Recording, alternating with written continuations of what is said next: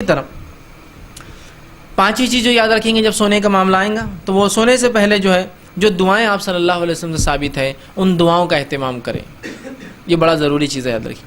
یہ دعاؤں کا اہتمام اس لیے بھی ضروری ہے کہ اللہ رب العزت قرآن میں فرماتا ہے کہ ہم ہر رات جب انسان سوتا ہے تو تمہاری روحوں کو اپنے پاس بلا لیتے ہیں. جب ہم انسان سوتا ہے تو ہماری روحیں جمع ہو جاتی ہیں اور کچھ کی لوٹا دیتے ہیں اور کچھ کی نہیں لوٹاتے ہیں.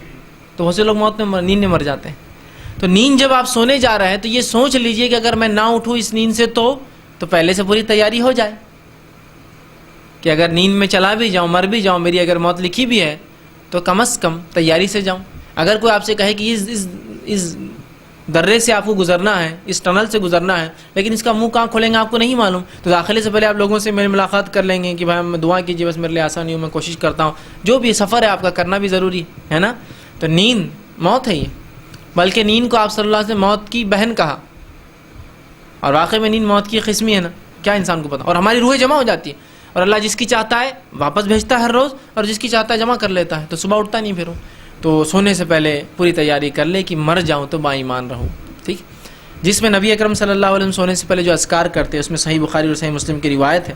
آپ صلی اللہ علیہ وسلم جب سوتے تو سونے سے پہلے یہ پڑھتے 33 بار سبحان اللہ، 33 بار الحمدللہ اور 34 بار اللہ اکبر. جو یہ شخص کرتا ہے اور 1000 نیکیاں اس کے نام عامہ میں لکھ دی جاتی ہے کہ تو یہ 100 بار پڑھ رہا ہے نا، تو اللہ ہر نیکی کو 10 گنا بڑھا دیتا ہے، تو 100 کا ہو جاتا ہے 1000. 1000 نیکیاں بھی مل جاتی. کتنا بڑا فائدہ ہے. تو سونے سے پہلے نبی اکرم صلی اللہ علیہ وسلم یہ پڑھتے ہیں. اسی طرح سونے سے پہلے آپ صلی اللہ علیہ وسلم کے تعلق سے آتا ہے کہ آپ اللہ کی حمد و ثنا میں بہت ساری صورتیں پڑھتے ہیں. سورۃ الفاتحہ پڑھتے ہیں، اسی طرح جو ہے سورہ ملک پڑھتے ہیں، تبارک الذی بیدہ الملک کو. ٹھیک ہے، سونے سے پہلے. اسی طرح نبی اکرم صلی اللہ علیہ وسلم سونے سے پہلے آیت الکرسی پڑھتے ہیں. اور آیت الکرسی کی فضیلت تو آپ نے یہ بتائی، جو شخص آیت الکرسی پڑھ لیتا ہے تو ایک بار ایسا جس کو عادت سمجھ لیے، ایک فجر کے بعد ظہر میں پڑھتا ہے، ظہر کے بعد عصر میں پڑھتا ہے، عصر کے بعد مغرب میں پڑھتا ہے، تو جو ایک بار پڑھ لیتا ہے اور جس کا عادت ہے اگلی بار تک، تو اگلی بار تک کے لیے اس کے لیے کافی ہو جاتی ہے. وہ مطلب کہ جیسا فجر میں پڑھنے آدمی 5 وقت نماز میں سوتے وقت پڑھنے کا عادی ہے، تو اگر میں فجر میں پڑھ رہا ہوں اور ظہر تک مر جاؤں تو میرے لیے کافی ہے آیت الکرسی پر. اور اگر ظہر میں پڑھنے کی عادی ہوں، ظہر کے بعد مروں عصر کے بیچ میں، تو پھر وہ میرے لیے کافی ہے. اور عصر کے بعد پڑھنے کی عادت تھی، عصر کے بعد مر جاؤں مغرب تک میرے لیے کافی ہے. مغرب کے بعد عادت تھی پڑھنے کی، مغرب کے بعد مر جاؤ تو عشاء تک میرے لیے کافی ہے. اور سونے کے وقت عادت تھی تو ظاہر سے سوتے وقت پڑھوں گا تو صبح فجر تک کافی ہے، یا مر جاؤں تو مرنے تک کافی ہے. تو کفایت کر جاتی ہے یہ صورت. اسی طرح آپ صلی اللہ علیہ وسلم سورہ فلق، سورہ ناس پڑھتے، سورہ کافرون پڑھتے.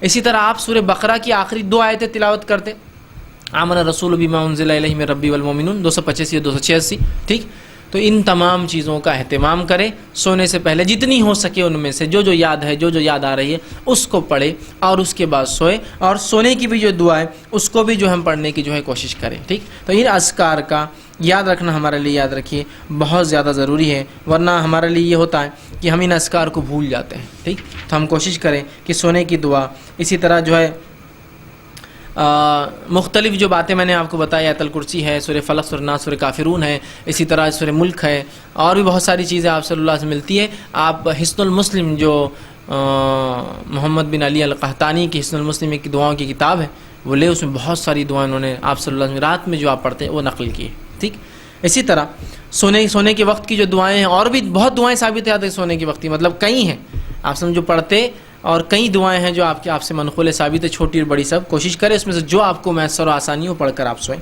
ٹھیک، اسی طرح اب اگر آپ رات میں دوران نیند